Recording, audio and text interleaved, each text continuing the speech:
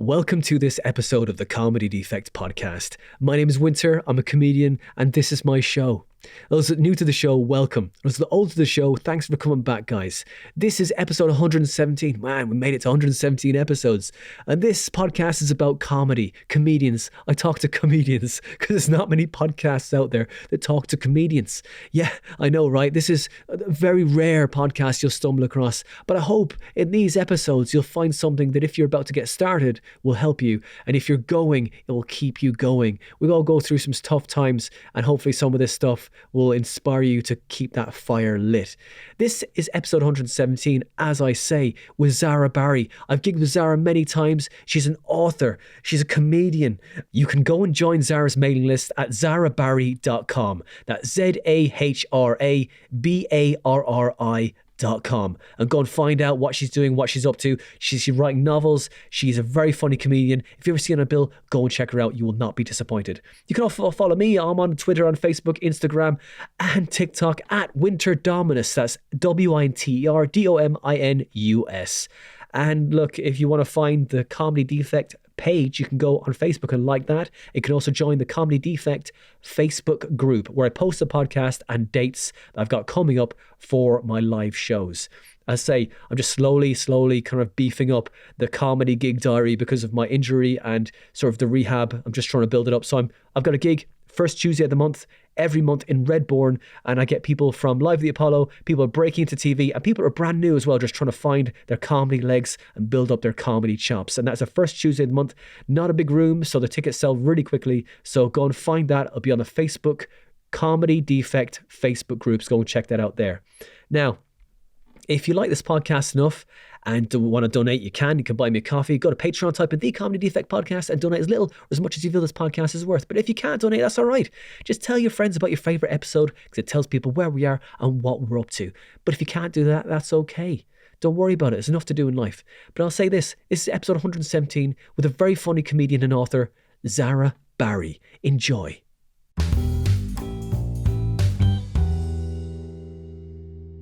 Zahra Barri, welcome to the Comedy Defect. How are you doing? I'm really good, thanks. How are you? I'm very good. I have a day off today, so I'm enjoying it, and I made myself some coconut bread. And really? Oh my God, it's so delicious. I'm on keto. I talked about this with Stella Graham the other day, and we spent like half the podcast talking about diets. I mean, people would have switched off. I don't care. But you know what?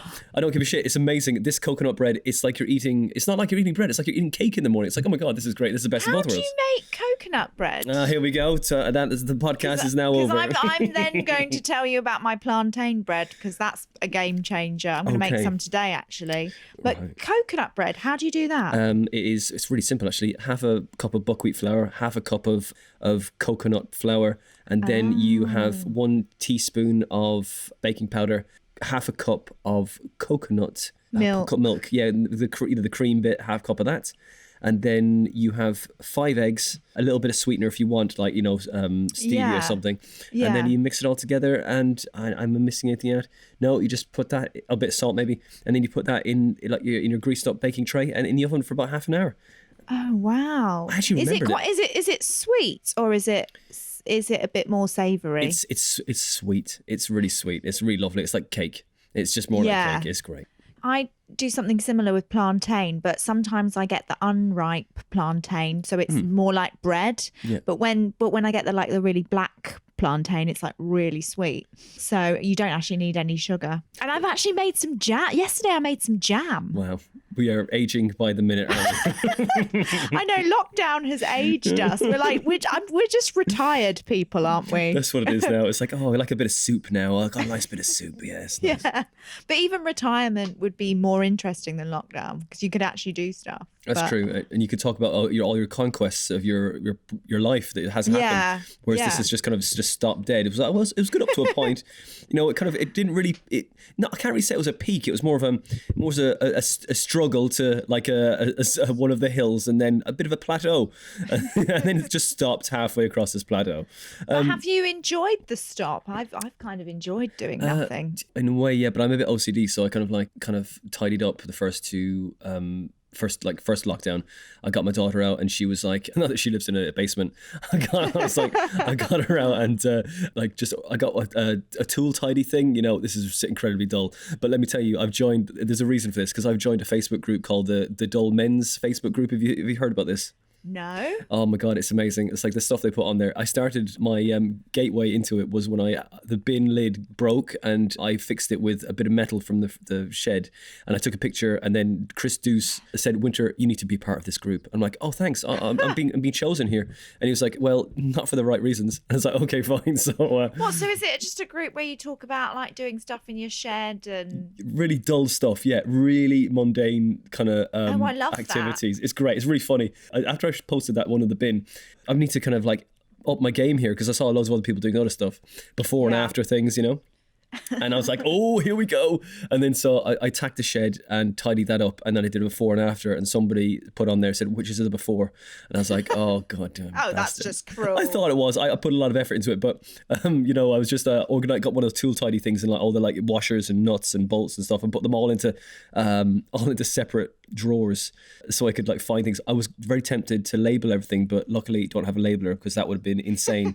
But yeah, I was getting close. No, that's great. Yesterday I got really excited because I ordered some oven cleaner. What does that do? And I was genuinely like, because we've got a ceramic hob. Okay. And you have to like clean it with this special stuff, and we haven't really been doing that. And I got some yesterday, and I was like, oh my gosh, I'm so excited. It comes with a scraper as well. I've just never been.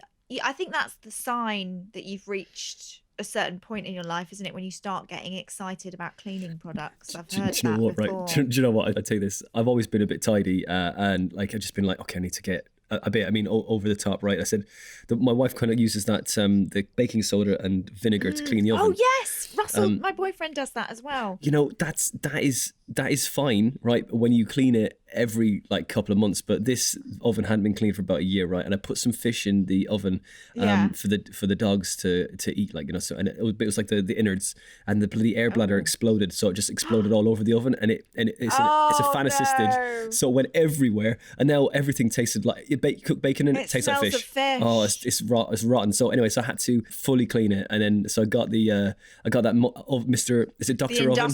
The industrial stuff. It's great stuff. That is like gassing. You have to be careful not to gas yourself. Oh, totally. Plath style. Totally, that's it. It's like, you know, you don't know if you're gonna set light to yourself, or you're gonna like just you know asphyxiate yourself in some way.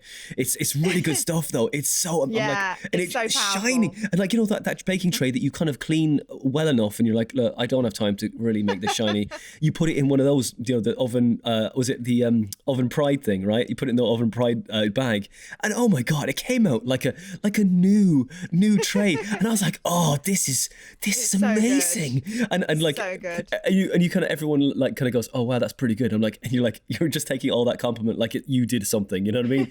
You put it in a bag and left it for 2 days, and then there's something very satisfying about marinating something for a while and then coming back to it and being like, oh yeah, totally juicy stuff. It doesn't make any sense, does it? You've got a pride for something you haven't done it. You haven't earned that pride, but you still take it. You're still like, yeah, I did that. And every time you walk past the oven and go, yeah, that's right, I was the one that did that. And you have done literally nothing, you know. It's no so funny. No elbow grease or anything. Exactly. You know, you start off at the beginning, you go, I can do this with a scourer. You're like, and then you're like, are you mad?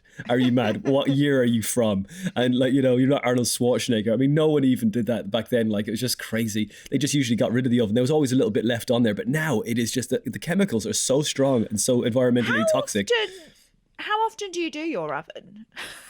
This is probably about a year and a half or so. About a year and a half or so. Yeah, since I good, because I don't do it regularly. But like now I'm like, no, I'm protecting that oven like security. It's like, hey, hang on, what are you putting in there? What do you got there? What do you got in your hand there? That looks like that might explode. You better put the tray in. You better put the tray. Oh, hey. Oh, you're cooking some sausages today. All right, well, you better put the tinfoil on a certain way so that doesn't leak onto there, just in case it might burn on. But hey, you better turn those sausages. They will burn and blacken that tray. Yeah, no, actually, back up. You don't even touch this oven. I'm doing it myself. It's just, you know, you get a bit precious. Yeah, you learn from your past lackadaisical mistakes. You're So like I spent basically my lockdown was spending cleaning and tidying, and then I've got a stack of books which I've kind of hoarded from all the sort of self-help and all comedy writing, talent code, all that kind of stuff. I've got like a Stephen King on writing. I've got like, oh yeah, I just recently read that. Oh, it's very good, very good. Have you read the John McPhee? John McPhee? No. Is it John McPhee? Yeah, it's the draft 4. Draft 4. It's really good. That's really good. Well, it's called Draft 4. That's right. It's called Draft 4. It's very, very good. Right. Catapult to the second lockdown was like, okay, fine, whatever. Right, I'll just have a barbecue and it'll be grand. And then the third lockdown was like just a bit kind of like, I just had enough now. This is 3 strikes. I'm just like, okay. And then I don't usually have a problem with the motivation, but you know, this time I was just like, I had a book, I had one of these books, right, called Getting Things Done. I bought it. I was like, yeah, I probably don't need to read this book. I was like, kind of bought it. I was like, yeah, I'm not going to read you. I don't need you. And then third lockdown, I was like, okay, right, now it's time to read this book. And then I put a big list on the wall because I was like, to judge myself and to feel shame on, you know. So then I went through it, followed the steps, and I've got a big list on my wall that I kind of occasionally look at and just, you know, feel guilty about not doing anything on there. So the book made you write down the things that you need to do, yeah, but you haven't actually done them yet. Everything that you need to do, just to kind of feel guilty and not enough, you know, inadequate in all ways, you know. So yeah, but it was really, in fairness, it was really helpful. It did kind of help me to spark a little bit of momentum and then kind of return to the original state of self, which is what every Fringe show is about, really, isn't it? A journey of discovery in which you discover who you are, change for that show, and then back to the original state, which I love, which is really, really helpful. Anyway, so good. So yeah, that's me. So what did you do? What did you do apart from you baked plantain bread? I've just been chilling, really, yeah. But at the same time, I've been really enjoying writing. So you're doing a course, aren't you? You want a course. I'm now doing a master's in creative writing. Mm-hmm. So that's keeping me really busy back at uni, which is fun. Amazing. And yeah, it's just really nice to sort of like have a year just to focus on writing, because I think as a comedian you spend so much time. Obviously, a lot of bit about being a stand-up is writing, but also I feel like it's obviously a lot of performing, yeah. And sometimes that can get in the way. So you're doing the same stuff all the time, you know, and then you get into comfort zones with your writing. So it's quite nice to just be like, have the whole year to just write, you know, and all different sorts of things like screenplays and great poetry and wow. novels and, you know, things and short stories. So it's not just stand up. So it's just been a really, I'm still doing comedy writing because I was saying the other day, I was like, even when I try and write something quite serious, it always comes out funny. And so I just think that I'm always going to write comedy even when I'm not forcing it. Yeah. But yeah, it's been really fun to do that. I've been really enjoying it. With your creative writing masters, is it collaborative, or is it like you just have like projects for yourself to focus on? Well, the thing is, we all get together and we read each other's work. So we have like and then we give feedback and stuff. So, but obviously we're just writing our own stuff. We're not really collaborating with others, but we're reading each other's stuff. So it's like you get like an editor essentially, and the tutor as well. So. Yeah, it's great. I'm loving it. I bet. That's amazing. So, written sitcoms, is anything like this in this course, or what is it focused on? Yeah, so at the moment I'm doing the module is screenwriting. So screenwriting and playwriting, and we've got to for our assessment, we've got to write a short film or a play. I was just actually doing that just now as I was working on it. Cool. Yeah. It's great that you can fully immerse yourself in writing now and just sort of like, you know, locking into the joy of doing it, right? And you've got multiple different projects to sharpen up on, I guess. That's amazing. Yeah, that's amazing. Yeah. What is the screenplay about, if you don't mind asking? Okay, so it's a mishmash of, you can tell what I've been watching over lockdown. Cool. It's a mishmash of It's a Sin. I don't know if you've seen the Channel 4 show Rami. No. It's about a Muslim family in New York. It's based around Rami, this guy called Rami. I think he's actually a stand-up comedian. It's so good. It's so good. It's about basically being a Muslim. I guess, millennial in New York City and juggling sort of like being Muslim, but also being in New York City and having sex and being very liberal. And I watched it and it's so funny. It's so funny. And honestly, some of the characters in it just remind me of my family. Brilliant. I didn't do that thing where I was like, I'm going to write something that's like this, but it inspired you. It's so interesting when you take whatever art you take in, it always comes out in your writing.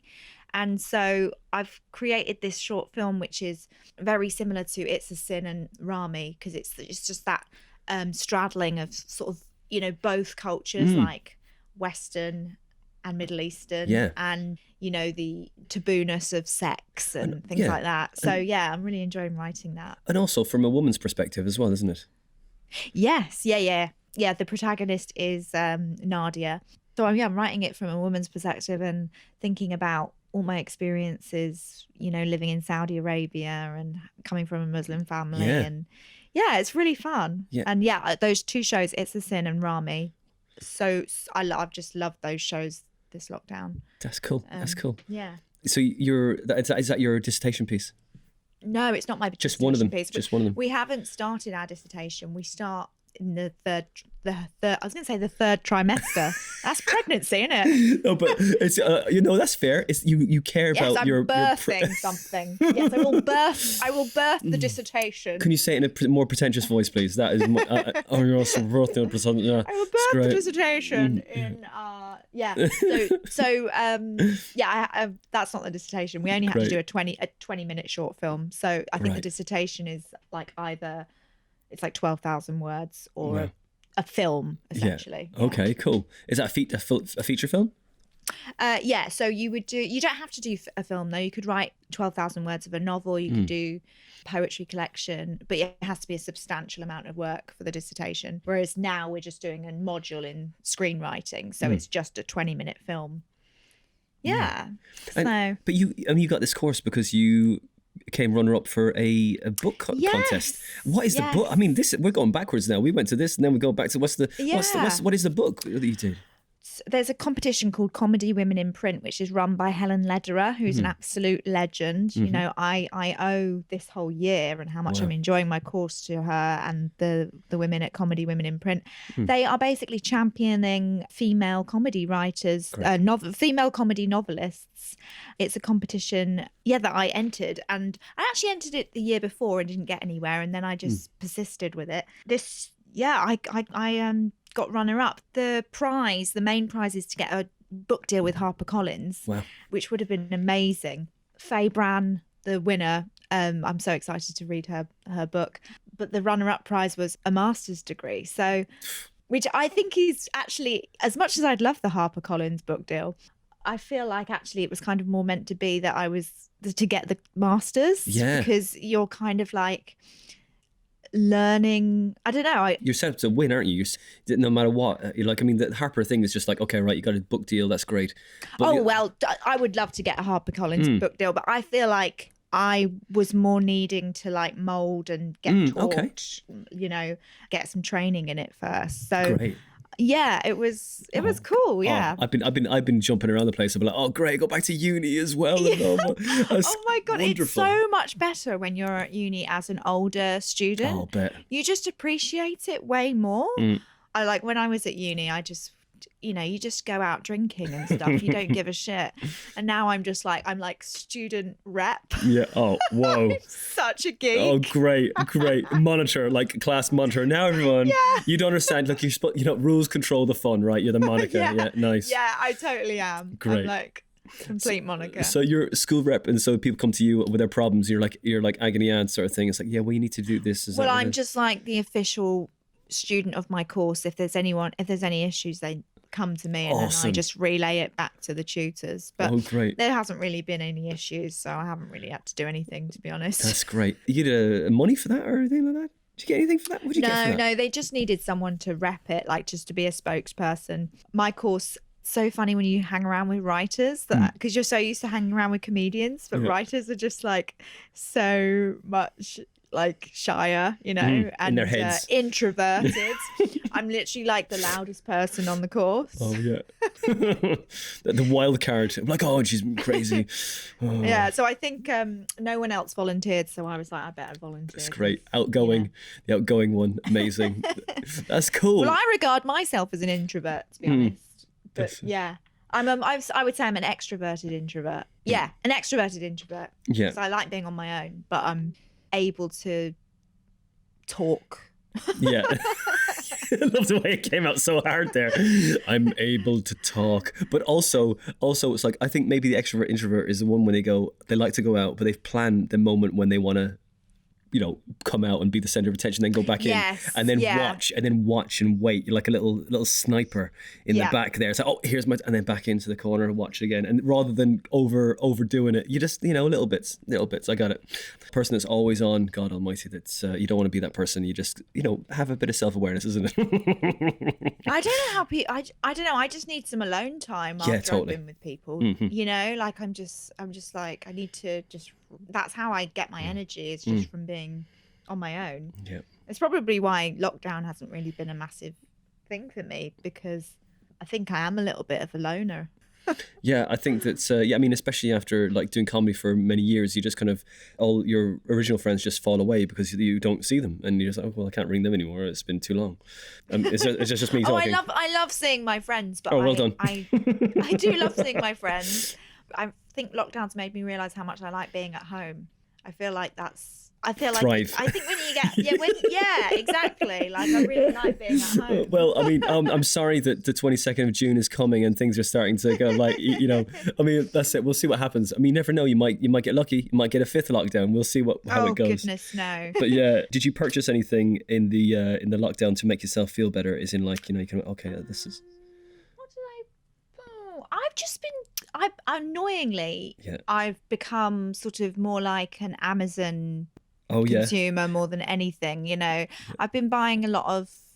I know it's probably not very ethical, but I buy some books on Amazon, and I wonder if the actual proceeds go to the author. I hope they do. But yeah, it's just that convenience shopping, isn't it? It's like, oh, we need this. Oh, done, ordered. But I haven't bought anything massive. It's just been lots of little things, you know. Yeah, mostly books and oven cleaner. Oh my god, it's like this person's got, you know, every time the Amazon delivery guy comes up, goes, this girl's got a problem. Oven cleaner again. Oh my god, that's it. Like, we need to call someone. Oh no, this is the first time yesterday was the first time I got oven cleaner. That's why I was very, very impressed with myself. Actually, the first lockdown, I think I got quite into like just buying nice groceries because there was nothing else to do but like eat nice food. So like people were like saying that they saved loads of money, but I was like buying sushi ingredients, you know, to make sushi, and you know, and that's really expensive, big time. So like by the third lockdown, I was like, yeah, probably should not, you know, do that.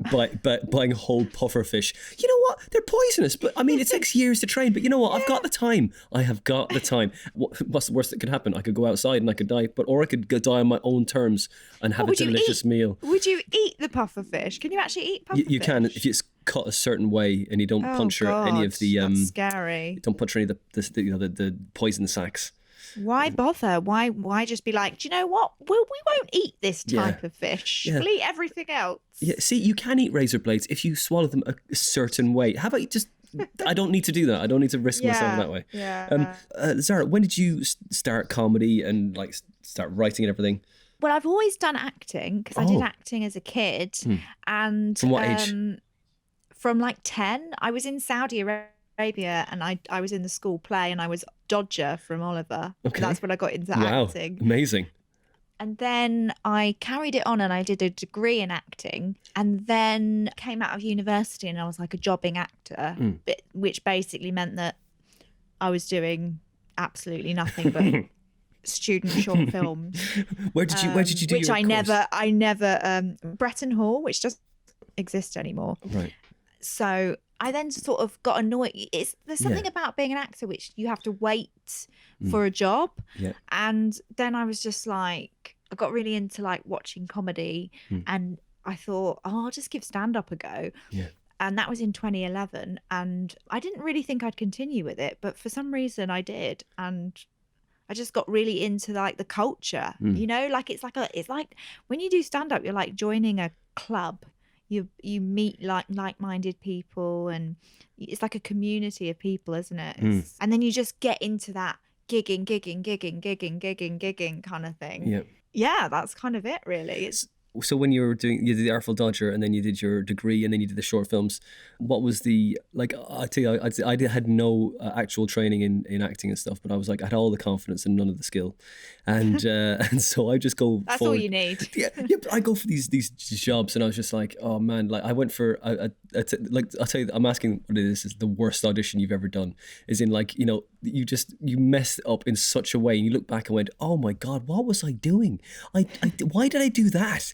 I was just so stupid. Like, oh gosh, you know, yeah. like that one of those is like, I went for a Pepsi, you know, I don't know if you remember this, years ago, there was a Pepsi commercial, and there was the bit when the guys were doing Kung Fu, and they were being carried across by all these guys in black morph suits, you know, the black morph suits, so they're hiding into the background there, and so they lift them up while they're doing a kick or a punch or something like that, and they're going across the screen. Anyway, I was doing an audition for that, and I had to imagine there was a Coke can, Pepsi can in front of me. And I had to say, "Be gone, evil one." And so I did all this, like this one line, "Be gone, evil one." That wasn't the bad part. That was fine. But there was you had to do a fight scene, like on your own, with like, you know, just while the director watched, right? So cool, like Fight Club. Yeah, a bit like that. Beating yourself up. No, like punching like whoever it is, an imaginary opponent. Oh, okay. And then so there was because I was like, okay, fine, I've done Shotokan karate, you know, 10 years, right? One guy went ahead of me. He did boxing. It was fine. And then I went second, but then the guy who said to the director, said, "Hey, do you mind if I just take off my top, like my t-shirt?" Took his t-shirt off. This guy was ripped like the Incredible Hulk. Yeah, I was just like, oh my God. Anyway, so I started doing all these kung fu moves and stuff, and like obviously was a gymnast as well. Did a double one-handed double kick to, you know, upwards to the guy's imaginary jaw, and then did all these spinning kicks, and I was like, okay, well, I mean, why did I stay? Why didn't I just do the audition and just walk out? You know, I don't know why I stayed to watch who was on next. I would not have learned anything. You know, it was like this guy. So it was like, anyway, so after I had to do that and watch him. I was like, oh, and then I had to do the Be Gone Evil one, right? And just imagine the Coke can. I'd done no visualization or anything, no original training, but I say all the confidence. And then I realized what I was doing after it came out.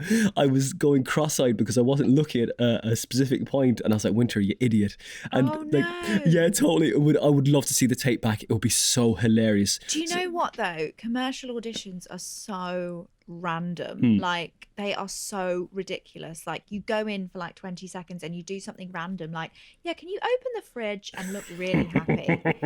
And it's like, okay, you get like one chance to do it, and there's a myriad ways that you can open a fridge and look really happy. And then they just go, okay, then we'll be in touch. And it's just like, it's like a lottery, you know, and it's almost like there's not that much acting involved in commercials. It's literally like the luck of the draw. Like, just open this can of Coke like you would normally, and then you're at the peril of what they want. You have no idea. It's like, it's not like going for a drama audition where you can like do the lines, and, you know, they give you a little bit more time and a little bit more direction. I find commercial auditions to just be so random.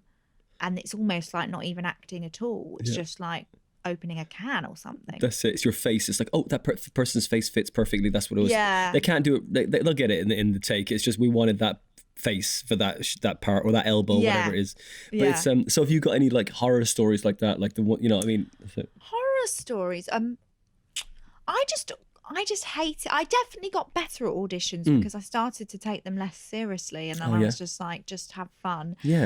Yeah, I mean, there's been times when it's more the, you have to travel into London, you know, you psych yourself up, you sit in the audition, you see, it's like that thing in Friends where Joey goes for an audition and he's surrounded by people that look exactly like you. And it's kind of like really soulless, and everyone's sort of looking at each other like, all right, like they're being nice. But they're also like, you're not going to fucking take my job, bitch, exactly. Right? And then it's very LA, isn't it? It's very superficial. It's very like, and then you have to, it's quite humiliating actually, because you stand opposite all the casting directors, and then they ask you to like say your name to the camera and then show your hands like that you haven't got some weird hand deformity or a fungus of some kind, you know. Then you have to do a side profile, and then they just look at your face, and then you do like 2 seconds where you're doing something really ridiculous, like pretend that a monster has just come and sat on your sofa, and you do that, and then everyone looks at you like you're absolutely crazy. They go, okay, thank you very much, and then you go, and then you're like, that's it. Yeah. What? It's so bizarre. Yeah. So I think over the years, you just sort of get used to it, and you sort of just don't really take it seriously. So you blocked it out, essentially, is what you've just like gone, no. Yeah. Right, okay. But I'm just remembering that scene I remember that scene in I May Destroy You. I don't know if you've seen it. I haven't seen that. Oh, there's this girl, she goes for an audition and she does all the stuff. And then, I've not had this, but oh my God, this made me want to just like leave the industry completely, because they were like, okay, so do your side profile. Okay, and how many followers do you have on Instagram? Oh my God. Like, no, please don't tell me that's the way they're doing auditions now. But I think it might be, because yesterday me and Russell watched Fake Famous, this documentary, and it was all about this experiment that they did. They were trying to make people fake famous on Instagram by buying followers and then creating this image that they were influencers, and that in turn made the brands send them free stuff, and then they sort of became fake famous. Oh God. There was this one girl, she was an actress, and she said, yeah, I do go to auditions and they do ask how many Instagram followers I have. So it is, you know, and I'm just like, oh, that is so sad. Yeah. It's just so sad. I see these like people's profiles and stuff, you know, and then you see, you know, the acting profiles and they go, presenter, actor, and then influencer. And you look how many followers they've got, and they've got like 50 followers. You're like, no, how are you an influencer? What are you influencing? You know what? Why are you putting influencer? You're not even there. Crazy. That is crazy. I think you have to have a certain amount of followers to be classified as an influencer. Totally. You can't just give yourself that title. You can't. But I just thought it was so mad that people, even famous people, are buying followers. Yeah, no. Like, that is crazy to me. How can you compete? Fake. How can you compete with that? It's crazy. I don't really want to compete with that. I just think I just think that's sad. If that's how you validate yourself, how many amount of followers you've got. That's kind of the end of civilization, isn't it? It kind of is, really. Yeah, it's just like a one person human centipede, really, isn't it? It's like, you know, it constantly. No one's going to win out of that, really. No one. No, I think the detrimental effects to your mental health by actually having validation in the amount of followers you have, that's so dangerous. Yeah, so dangerous. Yeah, serious mental health problems. It's just basically as I said before, sometimes when I take at the very beginning when I was starting comedy, I was like, I'll just take some videos of my set just to and if it doesn't work out, it'll just be a chronological diary of my descent into madness. You know. So you did your acting degree, and then you do into acting short films and everything. Oh, by the way, this week actually, I got myself a Spotlight profile. Don't have any acting, and I finally did it. I was like, I worked my ass the last 12 months. That's what I did. I was doing like short films and putting all that in. Congratulations. And so I was like, yes, thank you very much. I was like, oh God, that was on the list. So I did that, but I don't know what it is. I don't know what it means now. It means I can wait with purpose. It is weird, isn't it? Have you got an agent? Yes. Oh, okay, brilliant. Well, then because I don't think you can get auditions without being on Spotlight, that's right. Can you? That's so right. Yeah, so that's great. A bit of a win this week, and I was like, yay! And then I can wait now. Yeah, okay, right. So fine. Anyways, when was your first gig, and where was it? Oh, I think the first gig was at. Oh yeah, it was. I don't know if it exists anymore. It was called something Dirty Dicks or something. Oh yeah, in Liverpool Street. In Liverpool Street. Oh yeah, great. Yes, there's like 22 people on the night. You know, 22 people on the night. Oh my God, that was a lovely little room. It's so weird to think of it like. No, because then I went back to it years later, and it just looks so different in my head. It's so weird how your memory of stuff changes. Yeah. But I think they had to change the room around again. Yeah, I did Dirty Dicks, and I was just so proud of myself that I did it. Great. Like, it was almost like it didn't matter how it went. Do you know what I mean? I was just like, I just went on stage and I did stand up. This is amazing. Great. You know, I'm pretty sure it was a complete disaster. Oh, no, but that's great though. That but you're so jacked. You went to the next gig, right? And then I just thought, I'll just keep going. And for some reason, I just kept going. And the thing is with stand up is you can't not improve. That's it. You know, you just get better and better, and then you start getting really geeky about it, and you know, and you get very obsessed with it, don't you? And then you're like, I need to, and then you're talking to other comics, and they're like, yeah, I'm gigging like 5 nights a week, and then you feel like, oh, I better do 5 nights a week, and then you just gig and you gig and you gig and you gig and you gig, and then lockdown happens, and then you're like, oh, this is weird. Yeah. I'm not gigging anymore. Do you remember your first joke you wrote? Well, I think I don't remember I don't really remember what I did on my first gig. But I remember probably the first really good joke that I wrote was my terrorism joke about being half Irish and half Egyptian. And so my careers advisor said, oh, you're half Arab, half Irish, you should do terrorism. Which kind of now I recognise that is a good joke, but I'm also like really fucking bored of it, to be honest. But it's like one of your bankers, isn't it? When you don't want to die. You're like, of course. I better do that. But also I feel like talking about terrorism and Muslims is kind of a bit hack now. Do you know what I mean? I'd like to think that when I go back on stage I won't do that joke, but I'm not gonna I'm not gonna promise anything. Sorry, because we could take this out. It's fine. We could take this out. You can still use it. It's fine. It's good. Yeah. I'm just like, basically I go on stage hoping not to do that joke. And then I'm realising, oh shit, just give them what they want. Just give them what they fucking want. But this you're in Hull, you know. Just do it. Yeah, you're not a fucking artist. It's an easy laugh. It's an easy laugh. So. Yeah, I remember when I was doing my first show in Edinburgh, like my first solo one. I was just doing a 45. I saw Henning Wen we met in the toilet, like, you know, classy. Wasn't even that. Yeah, and I said, hey Henning, how you doing? I said, look, just, you know, didn't fangirl him. It was a bit awkward. This is what I really, you know, like, we're washing our hands. We weren't at the urinals at the time, so it wasn't as awkward. And I said, I really love your stuff, man. And he said, have you got a show? I said, yeah, I do. Yeah. He says, I said, it's going all right. He said, stop being an artist and start being a stand-up. He said. Yes, I think that. Do you know what? I was talking about that the other day with my boyfriend. You kind of start. He was saying that lockdown has humbled him in a way that you don't think of yourself. You always thought of yourself as an artist or something, but now lockdown, it kind of takes the rug from under you, and you kind of go, do you know what? I am not this person. I can be whatever. It doesn't matter, you know. And it's quite humbling to do that in a way, to just go, oh, I'm not an artist, am I? I'm a comedian. Because sometimes you have things where you're like, oh, I shouldn't do this joke.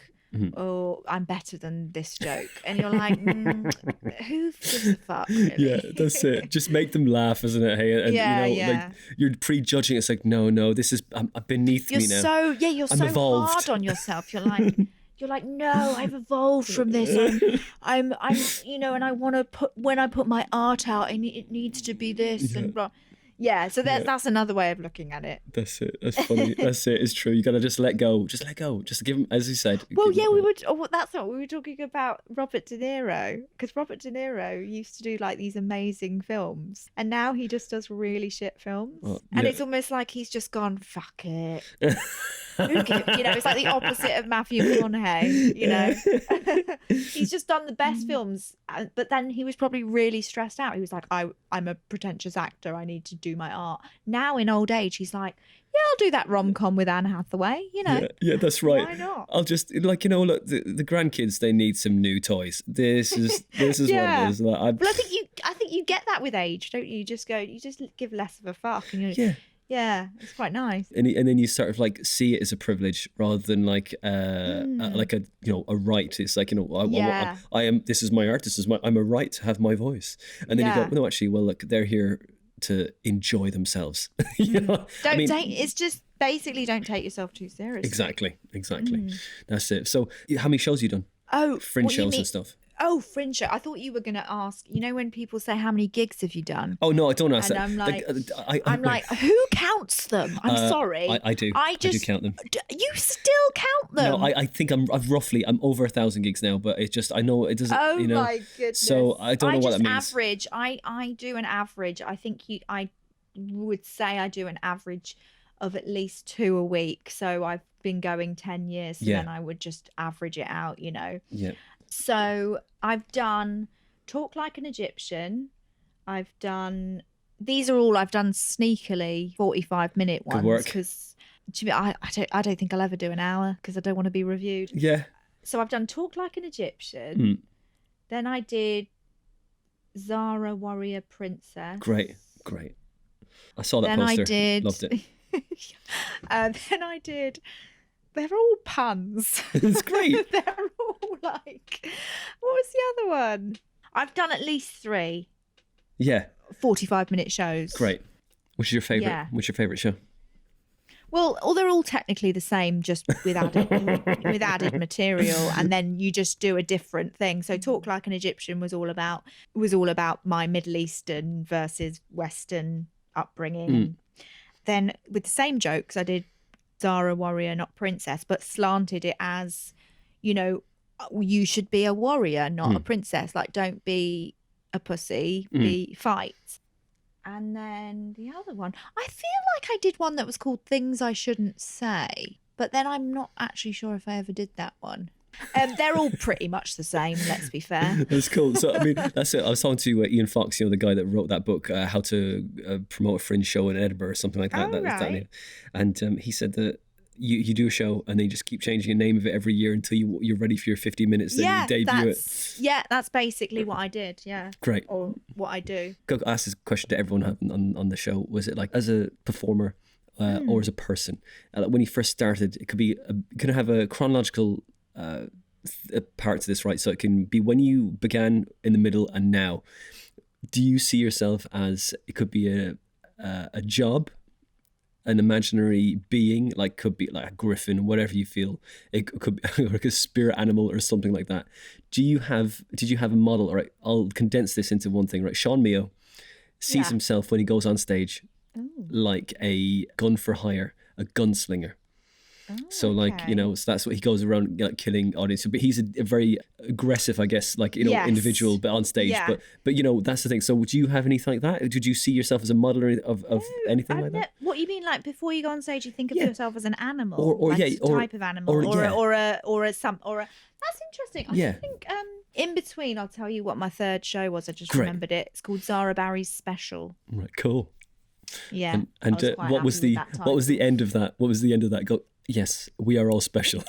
It's basically just a pun on the fact that we're all doing a Netflix special. Oh, great. But then also I am special. And how we all think we're special, but we're not really. So was that just like just stay in your lane, okay, everyone, just relax, kind of, that is it? It was just like, why? Because everyone thinks they're special, but we're not. No one is special. No. But then everyone is kind of special as well. It's like, so, I don't know. So you kind of like same jokes, different title. You tried both sides. We're like, look, we're all special in our special way, but technically no one is special. Okay, just you know, there you go. Enjoy your unique life that will never come again. Yeah.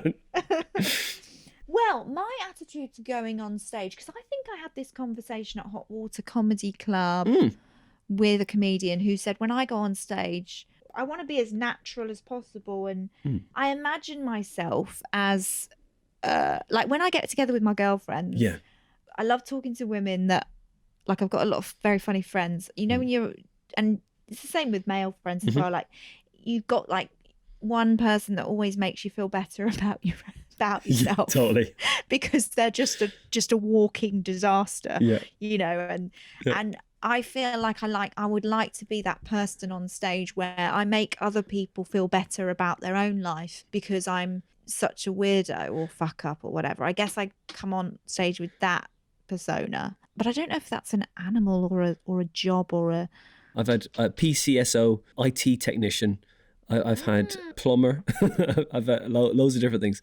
So like, I mean, you don't necessarily. That's a really interesting question. Yeah. You don't necessarily have to have like it could be your own thing. You could be, I mean, so like, okay, let's try and like, you know, work it out exactly what it is then. So are you like just basically taking one for the team for the, like, you know, like as in like you're kind of like the sacrificial lamb? I think my vibe is a bit like too much information, okay, a bit dark. So I guess what would that be? Like, am I some sort of like, I like to push the envelope a bit, but also remain quite sweet.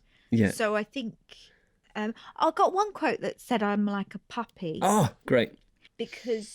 But with a snarl. Okay. I quite like that. Yeah. I was like, you think I'm a puppy, but actually I've got a bit of a bite to me. Was it because Adam Bloom said that he was like a just a playful puppy, and you're just a puppy that will take your arm off, take a finger off? Okay.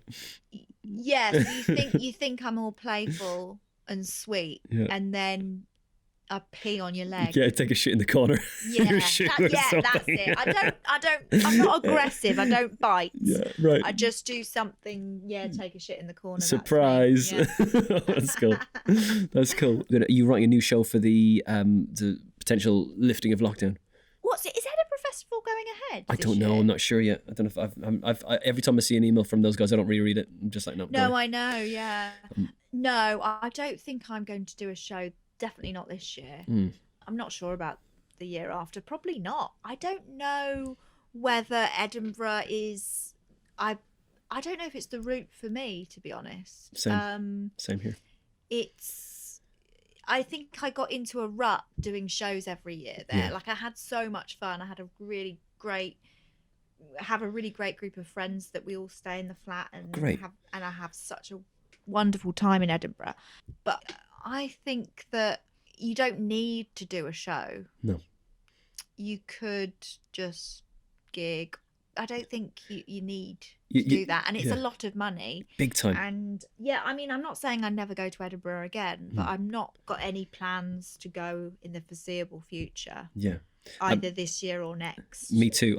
Me too. I've reached the same conclusion myself, to be honest. I've done 4 shows now, and I've done it. I don't need to spend that much money on accommodation anymore. Yeah, I think at some point, maybe as comedians and artists and stuff, I think you don't really make much money there, and you can do something else that you can enjoy. You can. I think now with the internet and lockdown has made you see that there's a lot of other things you can do. But I have always had a very nice time in Edinburgh. I've had a few days where you've gone psychologically manic. Yeah, that's fair. But I've heard everyone has those days. Yeah, everyone does. Everyone does. It's like carrying the baton around. Oh, it's your turn today. Great. Okay, you're having a breakdown today. Oh, my turn was yesterday. Oh, the Edinburgh breakdown is like no other breakdown. Oh, it's great, isn't it? It's so The frown. Fortunately, my flat would there'd be a different person having a breakdown each day, so we would never all be having a breakdown. That's a support group, though. That's kind of nice. You know, there's that furrowed brow you see in the morning that you just can't seem to shake. You're like, what? God, I just can't seem to take this look off my face all day. I'm in pain. Why am I in this much pain? What's your worst gig then, Zahra? Oh, I got asked this recently for British Comedy Guide. Uh-huh.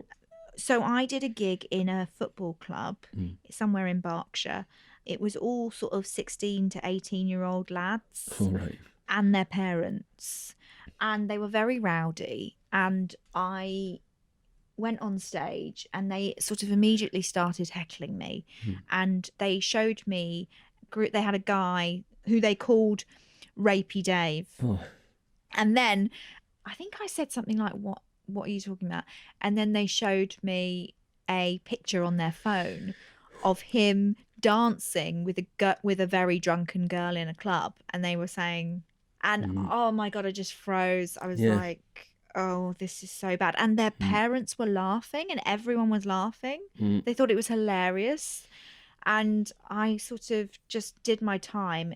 And I just really regret how I reacted, because I should have basically just walked off stage. I don't think I should have continued performing, to be honest, because they to entertain them. And they were just really, leery, and it was not a fun experience. And yeah, I probably didn't react in the correct way, but I wish I could have stormed out. I wish I could have. It was just absolute pandemonium, to be honest, that gig. It's like more like crowd control rather than natural. Yeah. Gig, I mean, I can deal with like crowd control in a way. Like obviously, no, I don't want that.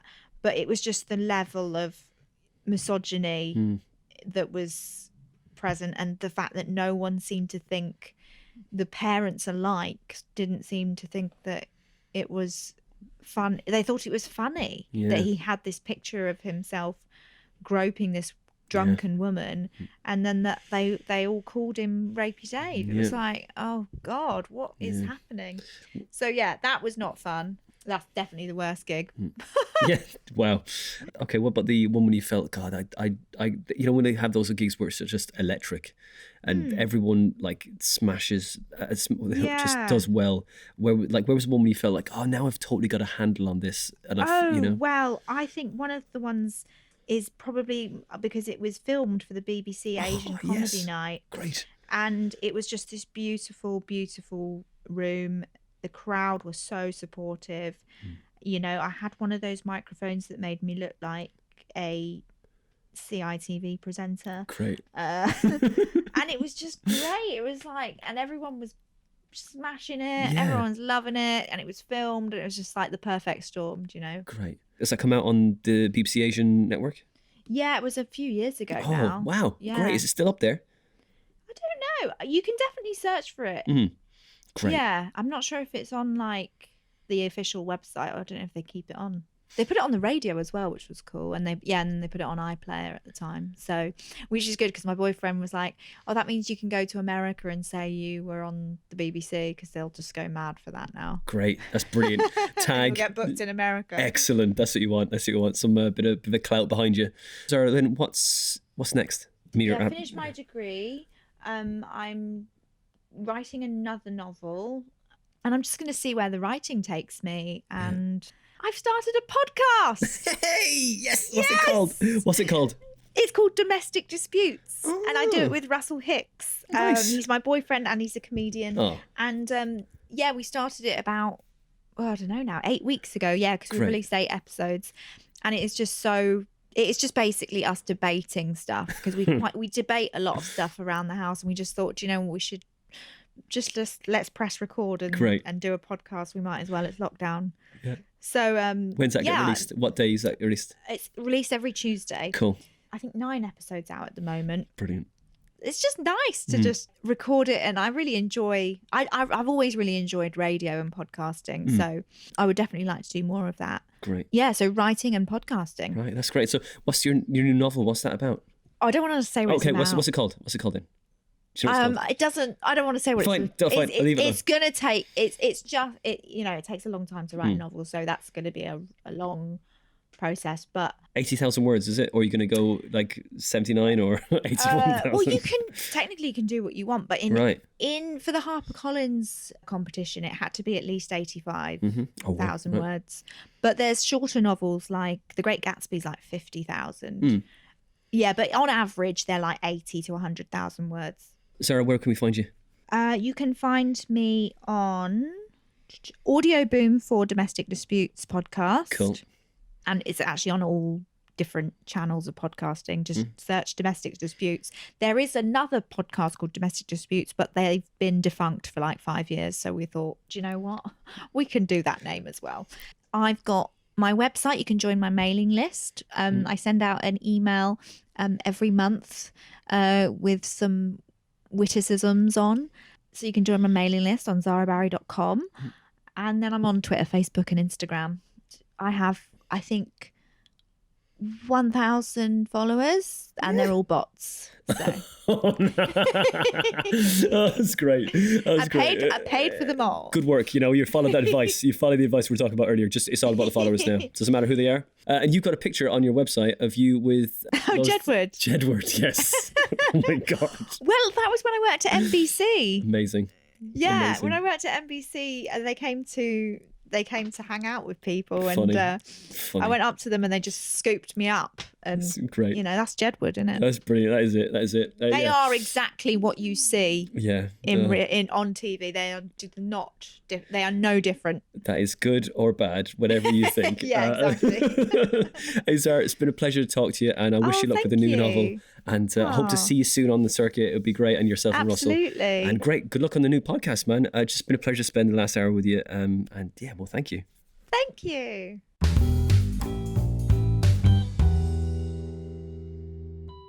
And that was episode 117 with comedian, podcaster, and now novelist Zahra Barri. You can join her mailing list, which is zahrabarri.com. That's ZahraBarri.com. You'll find out when her live gig dates are, when her novel's coming out. And her podcast comes out every Tuesday. It's called Domestic Disputes on Audio Boom. And that's the podcast provider Audio Boom. And that's with a very funny comedian, Russell Hicks, her other half. So go and check that out every Tuesday. Domestic Disputes, podcast provider Audio Boom. And that was Zahra Barri for 117. I hope you enjoyed it, guys. Go and follow her everywhere you can. She's a very funny comedian, and I wish her all the best with a new medium she's tackling right now. And you can follow me. I'm on Instagram, Twitter, TikTok, all those places as @WinterDominus. That's WinterDominus.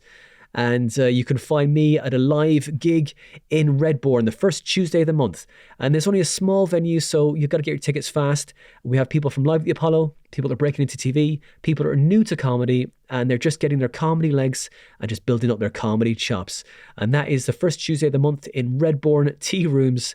And it's just outside St. Albans. It's not easy to get to by public transport, so if you drive, it is much easier. So go and check it out there. Now, if you're interested in getting into comedy, you can come talk to me. I'm easy to find.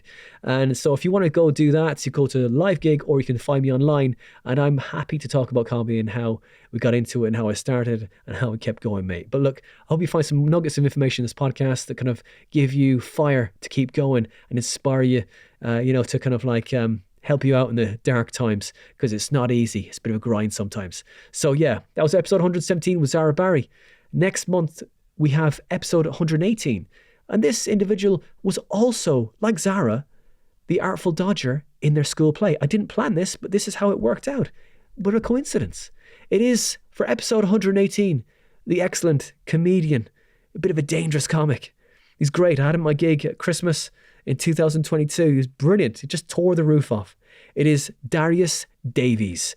And that's for episode 118 at the end of October, the spooky episode in October. Until then, have good October. We'll see you the last Wednesday of the month. Take care.